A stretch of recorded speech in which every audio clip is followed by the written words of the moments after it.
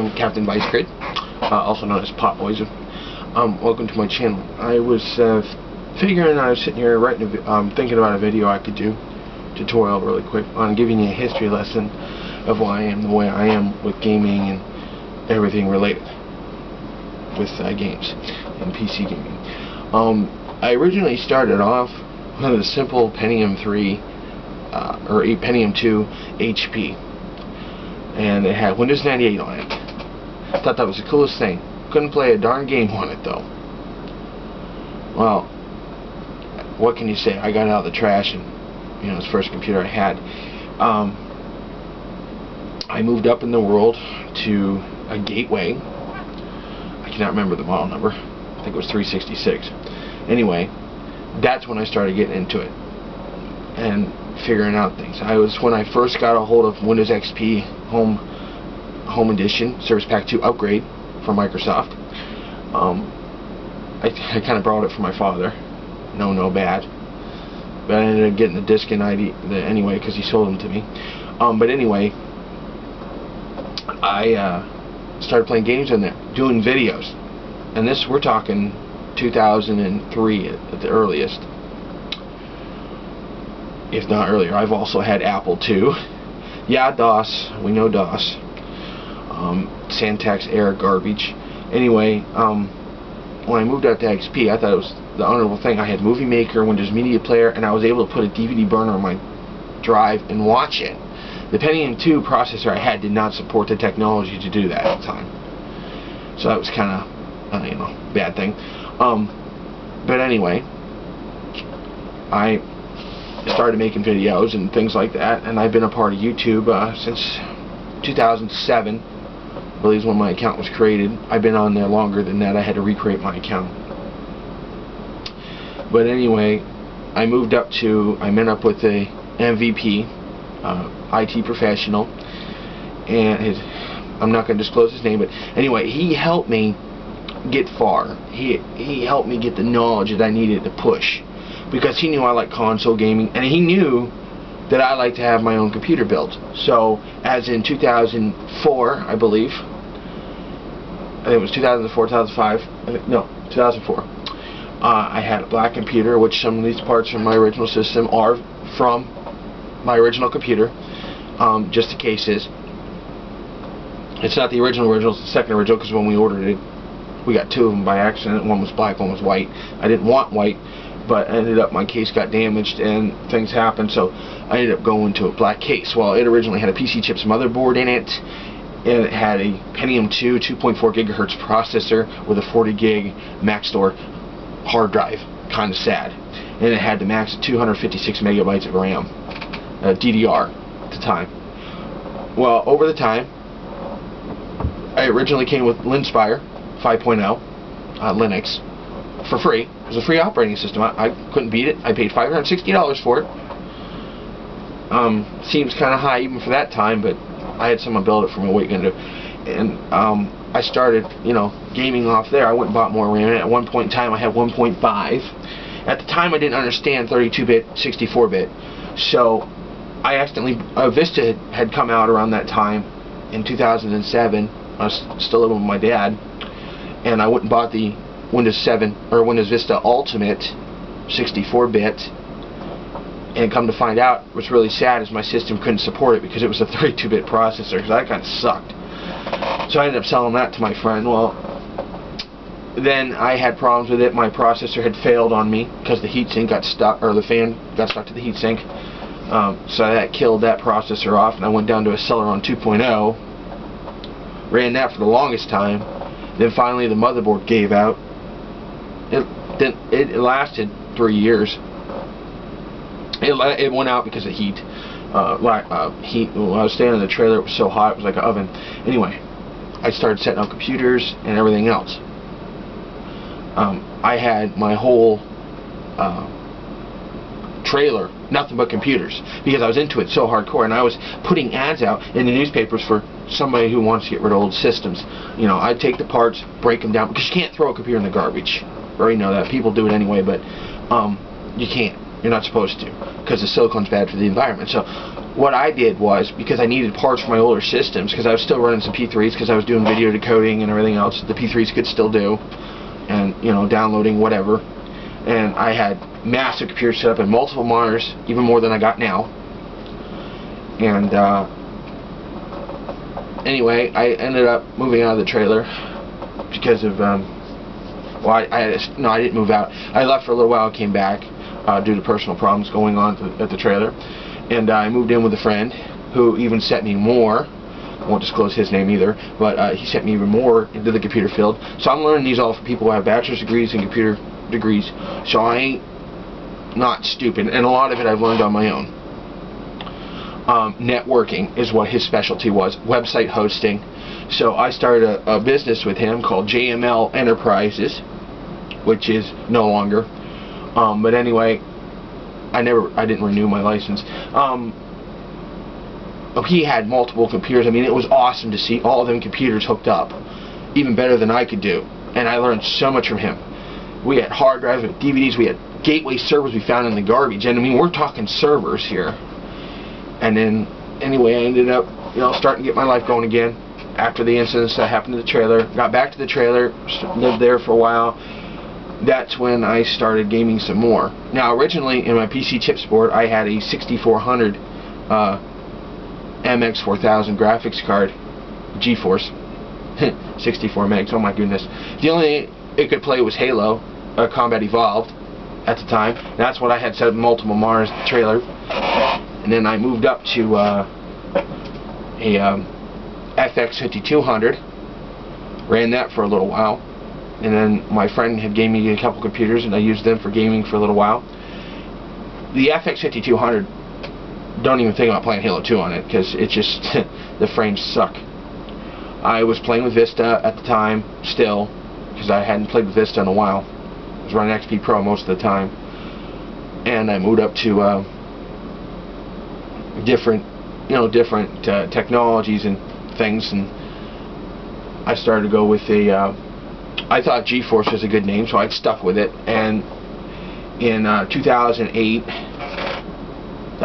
yeah, I went and got a new video card, BFG, NVIDIA GeForce 8500 GT, 1 gig. That card set me a new things. I was buying so many games. I bought Crysis for it. I bought Unreal Tournament for it. Left 4 Dead 2. I was running on it. Orange Box. And that's about it at the time that I had bought. Well, I moved up in the world and I wanted to play, games. And the system, I got my hands on a compact 8500, or not, sorry, a SR 1834NX model. It had an AMD Athlon 2.0 gigahertz processor with PCI Express slot, and had 4 slots of RAM. So I went and bought Corsair 2 gigs of that, PC 3200, and upgraded that to play some serious games. And I mean, I was able to play Unreal Tournament. I mean, my friends would play the Warfare, which was our favorite at the time. Sit there 6 hours one night playing against the computer, and we won. It took forever though, but we won. But I started to realize that card was kind of dated. I mean, they were coming out with cards at the time, left and right, GeForce and Radeon, just boom, boom, boom. So I started doing some more research and getting into gaming more. I messed with XP Media Center, Vista, Windows 7 Beta. I got my hands on that, and started messing around with that. And then I realized, like I said, my 8500 GT couldn't keep up. So I went and got a new graphics card. I got a,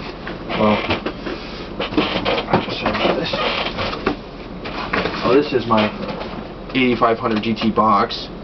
As you can see, it's a little banged up. I've had it a while. And I upgraded to a GeForce GT210. That's why I beat up too. But anyway, that didn't quite hit it where I needed it. I sold both of those to my dad, my father. And then I went on to this guy here. I was thinking I was getting a good deal. ATI Radeon HD 4350. So I'm guessing that's a higher model. It had 80 stream processor, 7.1 surround sound, AVO HD. I mean, it was completely HD, even had S-Video on it, or composite. Well, it's 1 gig as well. And I tried to play Grand Theft Auto 4 on it. This guy. And I tried to play Halo 2. And then I went and got BioShock and different games like that. Come to find out that this card really wasn't made for those games. This really was made for HD video, you know, Media Center PC. And the video card, whatever I did with it, right here, here's the video card. This is the video card. It originally did not come with a fan. It originally didn't. It has PCI Express, you know. There you go. This thing gets so hot. It was hitting 90 degrees Celsius playing games. I had to get rid of it before I killed it. So then I upgraded to the new card after I finally built my system, the Captain Vice Grid system that is finished now. The one on my previous videos I showed you with iInfinity, and I moved on to this little guy, HD 5770, 1 gig GDDR5, which this card has topped every card I've ever had.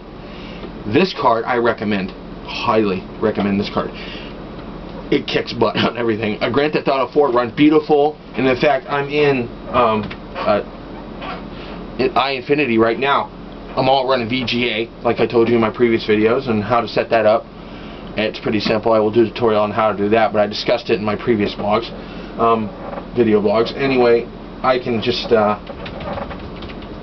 when I open up a documentation, and I go full screen here, which you probably can't see at all, it spans all 3 screens, all 3 of them.